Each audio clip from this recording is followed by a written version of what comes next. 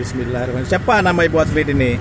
Ya, nama saya Akta Ya, dari Jawa Timur, ya, dari cabur stand up paddle dayung. ya, Saya kemarin final Ya. nomor 5 satu Indonesia. Jadi stand up paddle itu dayung berdiri. Dayung berdiri. Ya, kita dayung di ombak. Ya. Ya, kita main ombak sampai 1000 meter Di mana kemarin?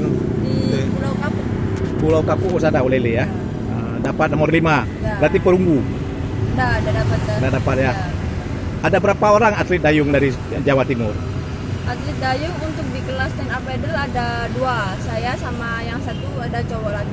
Kita coba lagi ya. Yang cowok dapat perunggu. Jadi kan bagaimana kesan atlet Jawa Timur setelah berada di Banda Aceh? Bagaimana suasananya? Bagaimana pertandingannya? Apa fair? Wasit-wasitnya bagaimana? Pertama saya di Banda Aceh itu saya sangat kagum ya karena Ya. masyarakatnya sangat welcome sekali. Terus juga keadaannya juga ya lumayan bersih ya kotanya ya.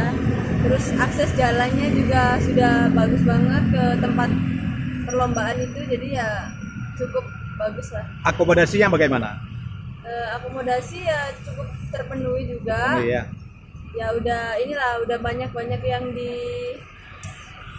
yang diganti-ganti baru juga kan, kayak jalan menuju ke pantai itu udah diaspal, udah dibagusin, udah bagus sih.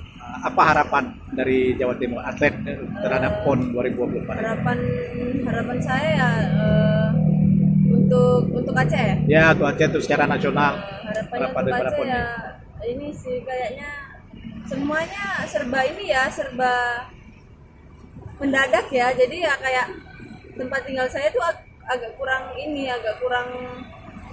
gimana ya, agak kurang Fasilitasnya kurang. fasilitasnya agak kurang. Nggak ada AC.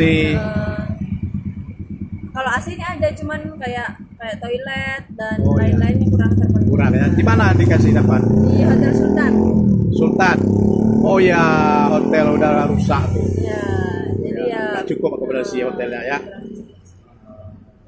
Yalah, makasih Bu. ya.